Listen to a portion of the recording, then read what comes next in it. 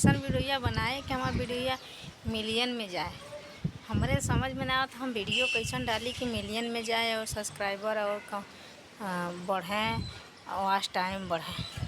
तो गाइस हमके तो समझ में ना आता कि कैसे वॉच टाइम बढ़ाई, कैसे वॉच टाइम पूरा करी। काहे कि दोनों चैनल पर हम सोचत हई कि हमारे दोनों चैनल पर वॉच टाइम पूरा हो जाए।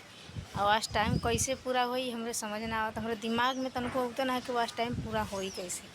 तो गाइस आप लोग बतावा कि हम कैसे का करी कि हमारा वॉच टाइम पूरा हो जाए। वॉच टाइम के लेके हम बहुत परेशान है, बहुत सोचत है कि हमारा वॉच टाइम पूरा हो जाए। कैसे पूरा होई हमें पता ना चल पावत, हम मालूम ना पड़ता कि का ट्रिक हम हमें लगाए कि वॉच टाइम पूरा होगा। और कैसन वीडियो बनाए कि वायरल जाए, ट्रेंडिंग में जाए।